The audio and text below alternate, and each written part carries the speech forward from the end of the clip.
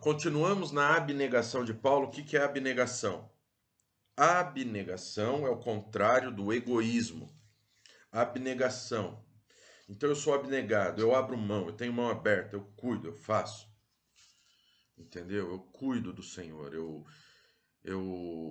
cuido das coisas de Deus, eu deixo as minhas coisas de lado para fazer outra coisa, para fazer as coisas para o meu próximo, para Deus, para outra pessoa.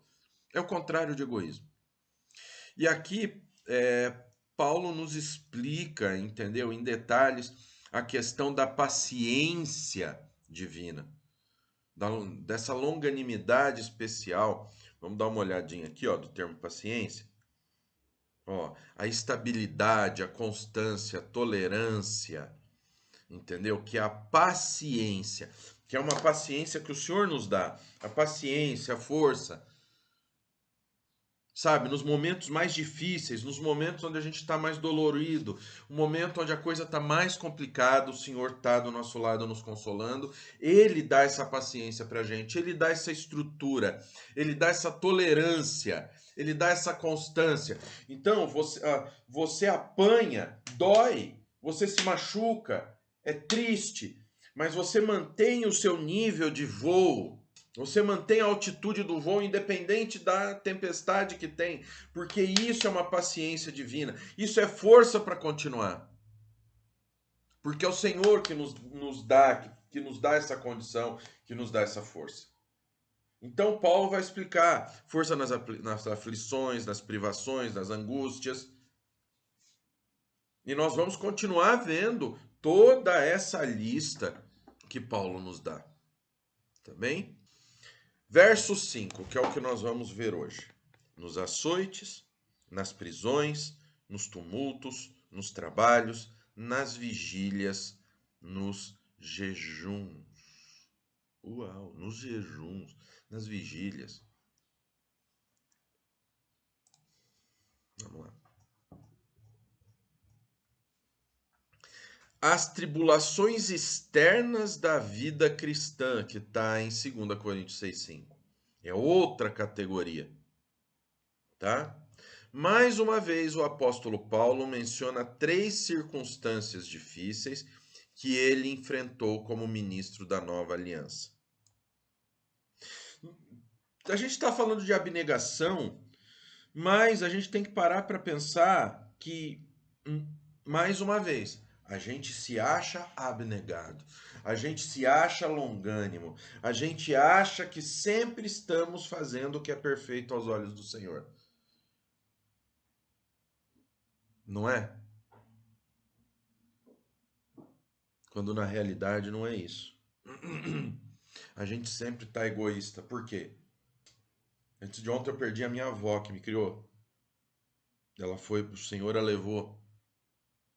Nós para eu, ser humano, virar e falar, por quê?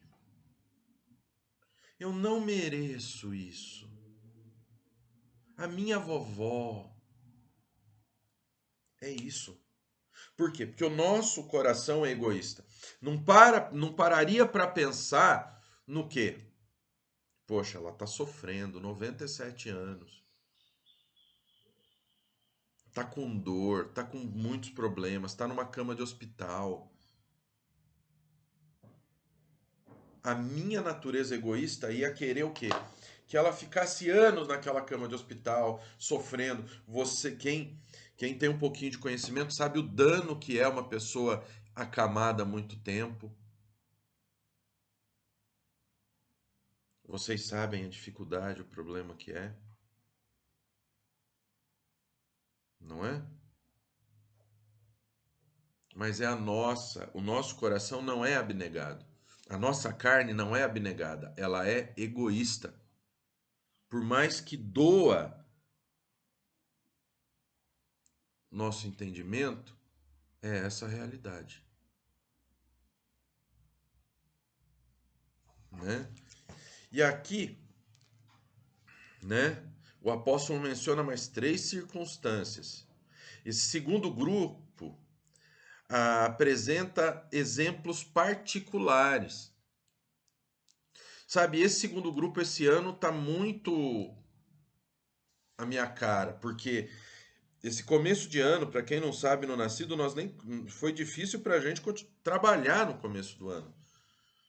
A gente teve que enfrentar uma mudança, a gente foi acusado de. Todo cristão é acusado, né? Perseguido. Nós fomos acusados de coisas erradas que nós não fizemos. A minha honra foi colocada em xeque. No momento onde isso daqui, onde vocês estão vendo aqui a sala do Nascido, onde estava cheio de infiltração, eu não podia montar a biblioteca para ensinar vocês. Aqueles que deveriam me dar apoio estavam preocupados em me encostar na parede para averiguar a acusação mentirosa contra mim. Aqueles que deveriam estar em oração por mim, aqueles que deveriam estar me apoiando, de mãos dadas comigo, caminhando comigo. Olha que coisa séria. Então é isso, são exemplos particulares. Você tem os exemplos particulares de tribulação externa. A tua vida é um céu de brigadeiro, você não tem problema. Aqui nós estamos falando de problema direto. Porque no verso 4 que nós vimos ontem, nós vimos a paciência, né? essa paciência divina que o Senhor nos dá, essa condição de suportar a tribulação, começa nas aflições. Aflições, o que é aflição? Eu estou aflito, eu não estou calmo, eu não estou... A incerteza, nós vimos ontem, aflições, privações, as angústias. São coisas internas. Agora aqui já são coisas diretas. Você, cristão, você conhece o ditado popular: a árvore que dá fruto toma pedrada. Aqui ele mostra as pedradas diretas. Porque as privações são coisas muitas vezes veladas, é a situação. O nosso seminário, as vendas caíram. As vendas caíram, né, do teu trabalho, as vendas na loja que você trabalha, são coisas indiretas. A tua parte profissional tá difícil, nós sabemos. O governo que o brasileiro colocou lá, entendeu? Agora está colhendo os frutos. E o brasileiro vai chorar muito ainda. Então, são privações. São coisas indiretas. Mas aqui, aquelas coisas que fazem diretamente a você. É aquela pessoa que vira para você e fala: mas você não é crente? É o ataque direto. É aquele ataque que é a chicotada que deixa a marca. É disso que o verso 5 está dizendo. Então são exemplos particulares. Primeiro, os açoites. Os açoites, o sofrimento de Paulo não era apenas espiritual, mas também o sofrimento físico. Não era a cabeça dele, que ele estava triste, que ele estava aflito, que ele estava angustiado. Aflito. Que ele estava angustiado. Não. É o sofrimento físico, é o ataque direto. É a dor direta que nós sofremos como cristãos. E nós, cristãos, vamos sofrer mais do que o povo que está aí fora. Não se iluda. Não se iluda, pelo amor de Deus, não se iluda. Paulo foi açoitado várias vezes, fustigado com varas e até apedrejado. É exatamente porque os cristãos primitivos enfrentavam as fogueiras, as feras e toda sorte de castigos físicos que hoje recebemos o legado do cristianismo.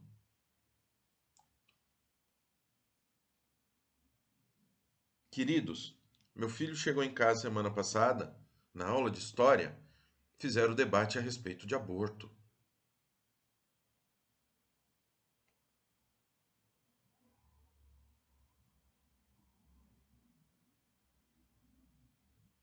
O próprio Paulo dá seu testemunho. 5 vezes recebi dos judeus uma quarentena de açoites menos um, porque a crença era que acima de 40 açoites você já arriscava a vida do prisioneiro. E prisioneiro naquela época, ele era meio que utilizado como o circo do pão e circo. Por isso que os cristãos foram mandados para os circos máximos, né, que era o que? O Coliseu, para serem mortos no Coliseu à vista de todos. Por isso que Nero pendurou pessoas vivas nas ruas de Roma e ateou fogo naquelas pessoas vivas. A execução dos traidores durante toda a história da humanidade, ela era feita em praça pública. Por quê? A, a, part... Há pouco tempo atrás que as execuções passaram a ser privadas. Existem países que seguem leis, determinadas leis é que ainda existe um espetáculo, porque era utilizado como diversão. Então era ideal que deixasse o prisioneiro máximo vivo para que as pessoas vissem o que estava sendo feito a elas. Olha só a depravação do ser humano. Então esse é o ponto. Olha, Paulo passou por isso e nós vamos passar por isso. Nós passamos por isso. Nós somos claramente atacados. Nós somos atacados por sermos cristãos. Esses açoites lhe deixaram cicatrizes pelo que escreveu. Quanto ao mais, ninguém me moleste, porque eu trago no corpo as marcas de Jesus. E aí, como é que a gente tá? A gente tá trazendo as marcas de Jesus? Ou será que a gente tá uma criança mimada? Não fez do jeito que eu quero, tô de bico.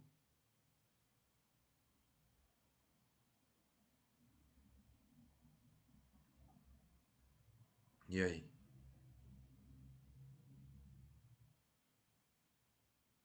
Então é muito sério isso que eu tô trazendo. Muito sério.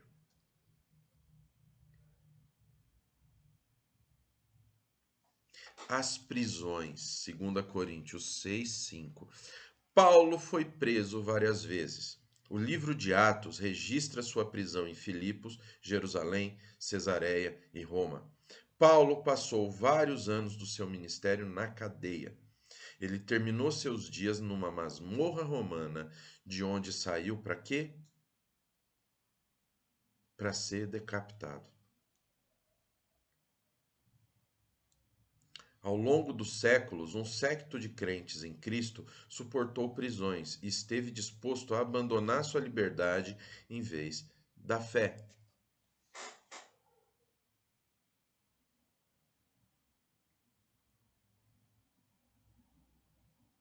Queridos, o que nós passamos na época do vírus chinês? Nós não pudemos congregar. Eu sei que tem muito crente que acha que estava certo fechar a igreja, mas para pensar. Em todas as situações, nós cristãos, a nossa vida terrena não pode ser a nossa prioridade. A nossa vida eterna deve ser a nossa prioridade. E cuidar do aflito, levar a palavra de Deus ao aflito, é obrigação da igreja. Durante toda a história, a igreja sempre esteve presente. Durante pestes, durante desastres, a igreja sempre esteve presente para quê? Para cuidar daquele que estava em situação desesperadora. Existe a capelania, que é isso. A capelania ela serve ou para você orientar aquele que tem poder de decisão, ou para você dar suporte espiritual para quem está numa situação desesperadora. Por isso existe capelania hospitalar, por isso existe capelania prisional.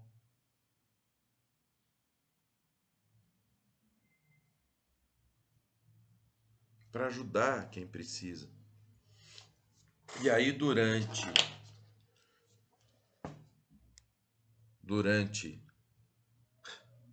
fecharam a igreja baixou a orelhinha e tá tudo bom e tá tudo bem. Afinal, o que eu vou fazer? Eu vou me fechar aqui em casa, em vez de ajudar, em vez de estar presente. Esse é o ponto. Nós permitimos esse tipo de coisa. Isso foi prisão. A gente não foi preso até ser decapitado. Mas a gente permite que o Estado entre na igreja e faça o que quer. E aqui no Brasil, olha o que estão pregando. Ontem meu filho virou para mim, ele veio feliz porque ele trouxe da biblioteca da escola um livro que é a Bíblia, para me mostrar, perguntando se eu quero gravar um review sobre esse livro. Aí ele me falou, num tom triste, que um amigo dele veio falar para ele que Deus não existe. Por que o rapaz falou isso para ele? Sabendo que ele é cristão.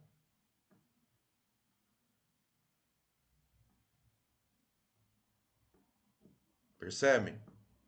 Hoje não se tem medo em atacar um cristão. Qualquer minoria você pode atacar. Agora, se atacar um cristão, ninguém tá nem aí. O povo cristão é o povo mais perseguido da história da humanidade. Vocês sabem o que isso quer dizer? Não é o judeu, não é o árabe, não é a pessoa de etnia diferente da sua.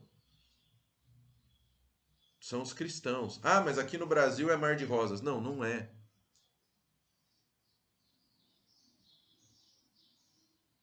Não se respeita mais. E nós passamos, se prepara para receber açoite, se prepara para ir preso.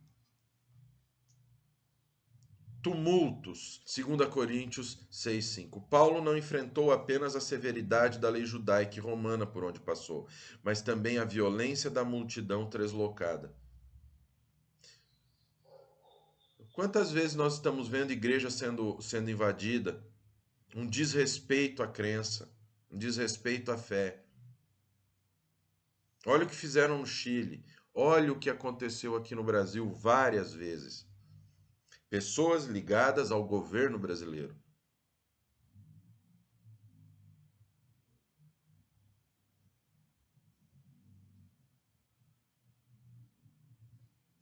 A palavra grega usada por Paulo, acatástasia, significa instabilidade, multidões em rebelião e desordens civis.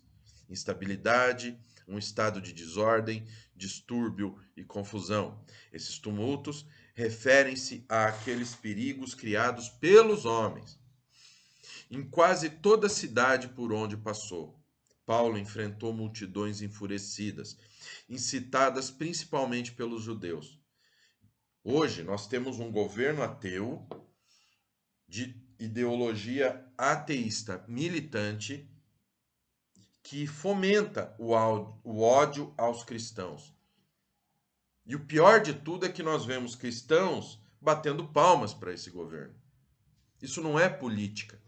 Isso é a realidade. Nós cristãos precisamos estar de olhos abertos com relação a isso e nos prepararmos para o ataque. Porque, como eu já expliquei várias vezes aqui para vocês, as coisas não vêm de uma forma escrachada. O ataque, a perseguição, ela não vem de uma forma aberta, não, mas ela vem no conta-gota. É muito no sentido do seguinte: você pega uma panela d'água, coloca a água fervendo, você pega um sapo vivo e joga naquela água. Do jeito que ele bater na água, ele pula para fora. Agora, pega a água fria, põe no fogão, põe o sapo ali naquela água, ele vai ficar com a cabecinha para fora, respirando. Acende o fogo e vai aquecendo aos poucos. Você vai cozinhar ele, ele não vai nem perceber. É a mesma coisa que fazem conosco, e nós somos o sapo. A igreja é o sapo.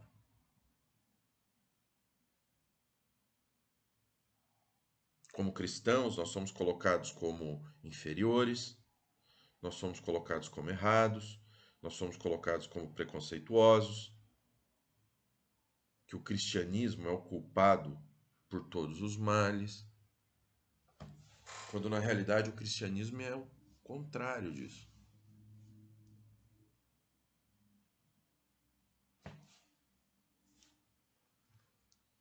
Em Antioquia, na Psídia, os judeus incitaram as mulheres da alta posição e os principais da cidade a expulsar Paulo do seu território. Em Icônio, houve um complô para apedrejar Paulo e ele precisou sair da cidade.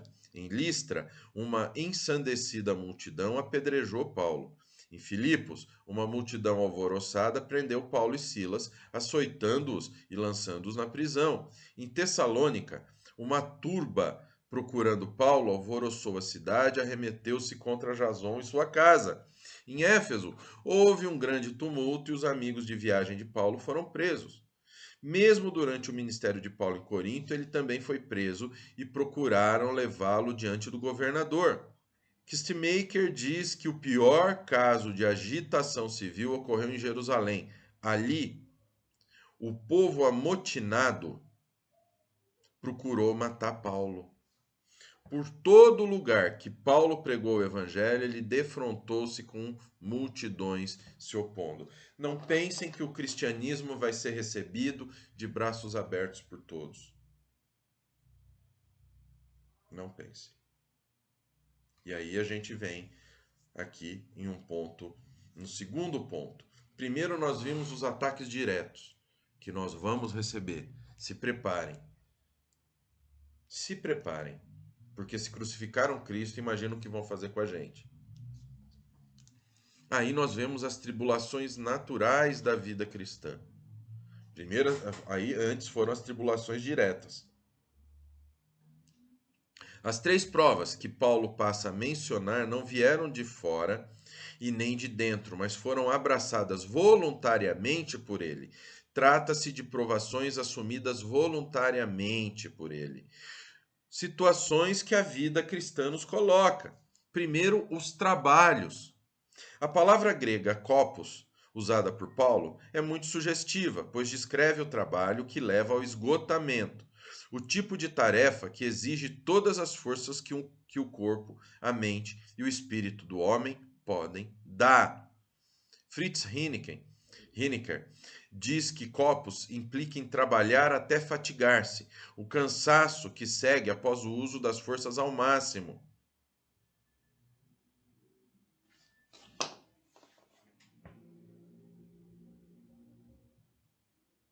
Aqui, ó. Intenso trabalho unido a aborrecimento e fadiga. Tá aqui, ó.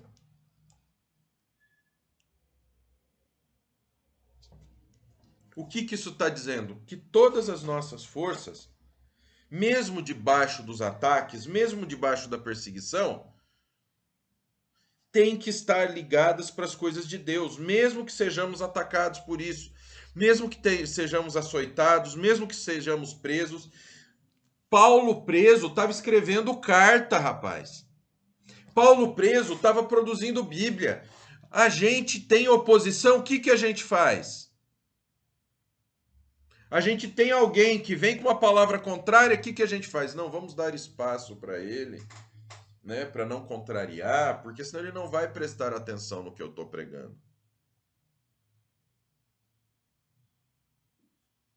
Não, é o trabalho intenso. Pregar o evangelho é o trabalho intenso que vai nos esgotar. Que muitas vezes a gente vai pensar, o que eu estou fazendo? Que a gente vai estar pregando, como se a gente vai imaginar, a gente vai sentir como se nós estivéssemos dando um murro no escuro. Tem dias aqui no Nascido que eu olho e falo, por que eu estou fazendo isso? Porque parece que não, que são palavras ao vento.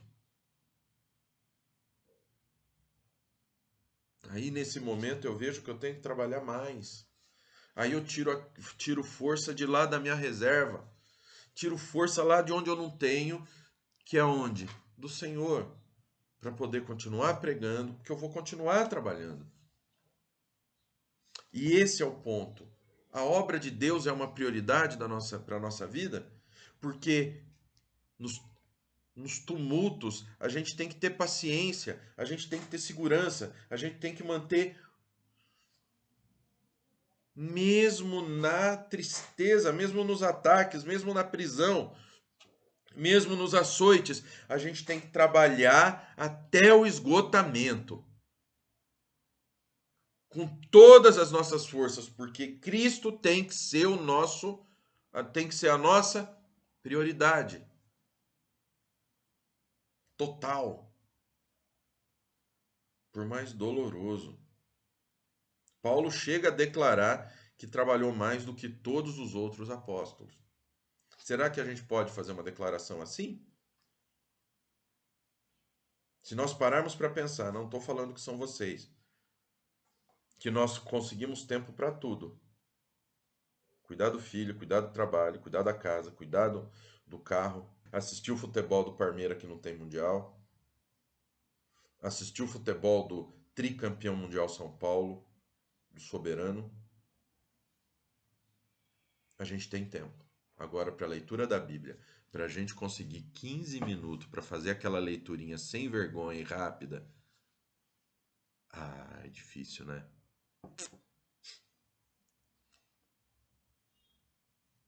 Difícil. Vocês não acham? Praticamente impossível.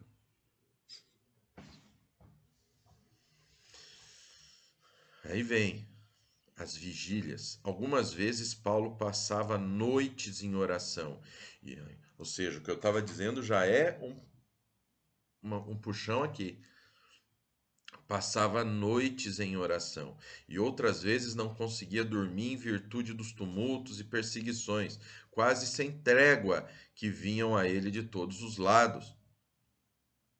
Olha lá os ataques de Paulo.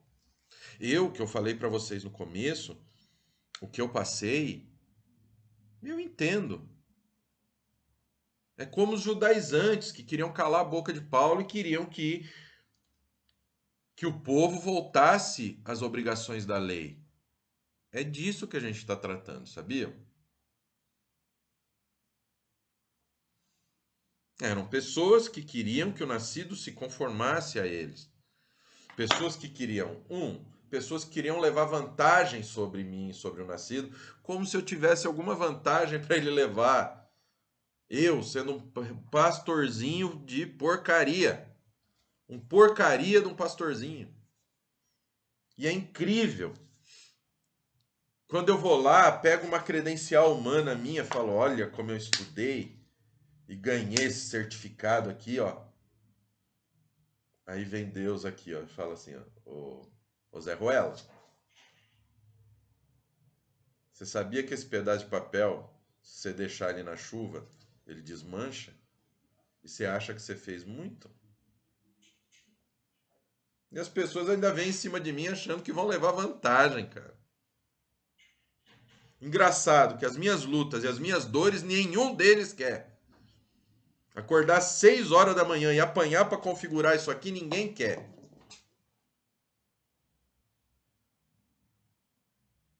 Atender mais de 11 mil alunos no curso de teologia que eu ensino, ninguém quer.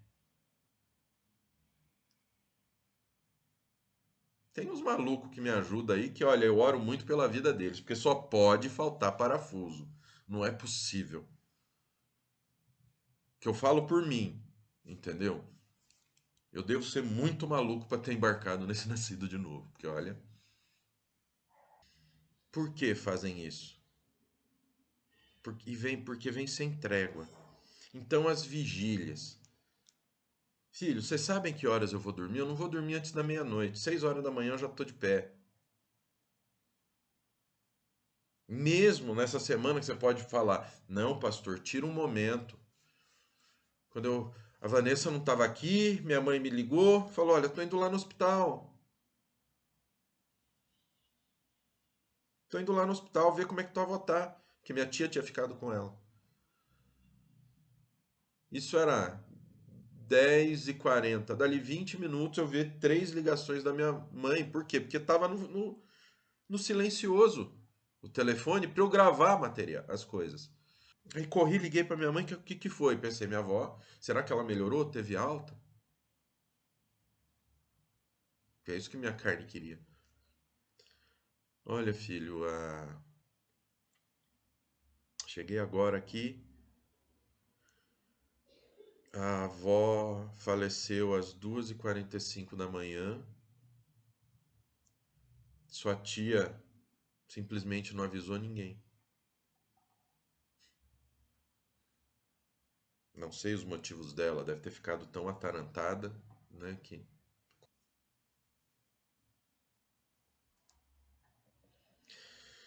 tudo a Vanessa percebeu que meu mundo caiu, né? Que a nossa carne tem aquela esperança, né? Naquele mesmo dia eu fiz live para vocês.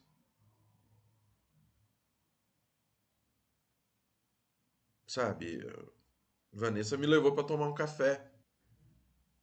Esse foi meu consolo, tomar um café. Tomar um café e comer uma torta de cookie numa padaria aqui perto. E vamos lá. Depois da live, liguei para minha mãe mais uma vez para consolar minha mãe.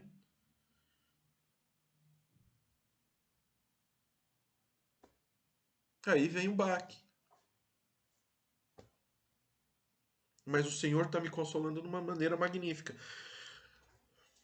Passei a noite em claro, no outro dia, 6 horas da manhã, estava aqui. E não faltam dias que eu paro, que eu choro, que com os ataques, que eu me sinto injustiçado. E o mais engraçado é que os dias que eu tô mais chateado, que eu choro, que eu oro, que eu acordo várias vezes durante a noite, né, por causa das lutas, porque vocês não sabem o que aprontam contra a gente. Vocês não sabem o que são capazes de fazer, né? O tamanho das pedras que tacam nas árvores, né, que dão fruto. O que o ser humano é capaz de fazer com o outro, né? Que eu oro, aí eu acordo de manhã, o Senhor pega assim, ele põe uma luva, né? Com uns 3 tijolos atrás e dá aquele tapa na minha cara pra eu acordar. Sabe o meme do Batman? Cria vergonha na cara, eu tô com você, olha aqui. Que às vezes a gente precisa desse tipo de chacoalhão. Então as vigílias, passar a noite em claro, passar a noite em claro orando. Quando foi a última vez que nós fizemos isso?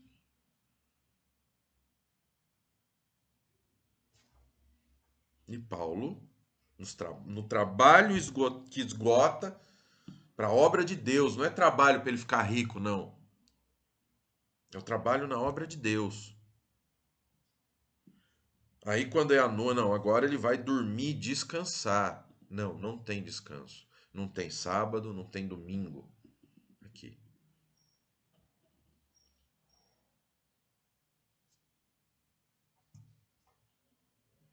A palavra grega agrupinha, vigílias, refere-se àquelas ocasiões em que Paulo voluntariamente ficava sem dormir ou encurtava suas horas de sono, a fim de devotar mais tempo ao seu trabalho evangélico, ao cuidado de todas as igrejas e à oração. Insônia, vigília.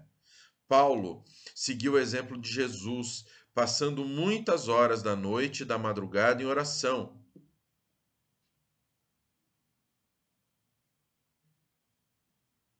Não é que 3 horas da manhã a fila é menor. Não é isso. Mas é um momento que nós temos para fechar a porta atrás de nós, onde ninguém vai nos interromper com nada, onde nós não vamos ter a distração do celular, onde nós não vamos ter a distração dos afazeres terrenos, para a gente orar, para a gente conversar com Deus, para a gente ter aquela intimidade com Ele.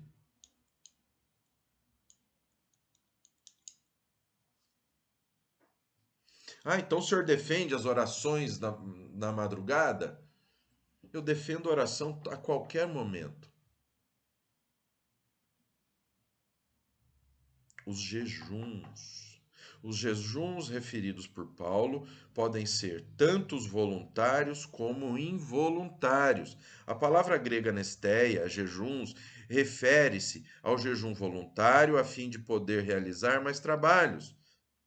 Jejum, abstinência, voluntária como exercício religioso. O jejum público prescrito, o de jejum particular, o jejum público prescrito pela lei mosaica e observado anualmente. abstinência provocada por necessidade ou pobreza. Contudo, esses jejuns podem também se referir àqueles momentos que Paulo passou privações. E estando entre vós, passar privações não me fiz pesado a ninguém, pois os irmãos, quando vieram da Macedônia, supriram o que me faltava, e em tudo me guardei e me guardarei de vos ser pesado, e até fome. Filipenses 4:12. Tanto sei estar humilhado como ser honrado. De tudo e em todas as circunstâncias já tenho experiência, tanto de fartura como de fome, e assim de abundância como de escassez. E hoje nós vemos esses falsos apóstolos se colocando como reis na terra. O cristão achando que estando com Cristo não vai passar fome. Já teve dia que eu não sabia o que fazer.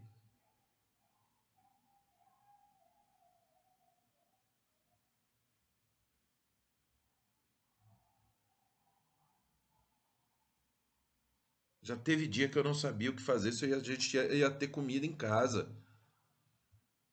Teve dia que a Vanessa chegou para mim e falou: acabou, não tem mais para onde correr. Ou vocês acham que apenas aquele jejunzinho, não vou tirar Coca-Cola por um mês, como eu sou santo. Vou tirar a televisão por um mês, como eu sou espiritual.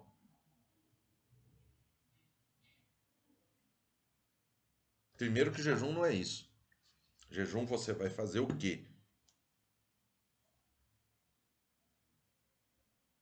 Jejum você vai fazer o quê? Jejum, você vai se abster da alimentação e vai se manter em oração e estudo da palavra. Jejum não é aquele negócio, inicio o meu jejum agora, Senhor. E vai ter um dia normal, só não come. Aí chega no fim do dia, entrego o meu jejum. Aí ele vai orar no monte. Sabe como é que ele vai orar no monte? Ele pega a panela de comida, põe no prato e come que nem um monstro. Não, isso é jejum intermitente. Você está fazendo jejum para emagrecer. Você não está fazendo jejum para o Senhor. Então, qual o ensino que a gente tem hoje? Nós vamos manter a nossa paciência, nós vamos manter a nossa constância, nós vamos manter a nossa firmeza na palavra de Deus, mesmo mediante aos ataques, às prisões, aos tumultos, e vamos continuar trabalhando até o nosso último suspiro, até a nossa última força, a gente vai continuar na presença do Senhor. É isso que a gente tem que aprender hoje. É isso que a gente tem que levar para a nossa vida hoje. Amém?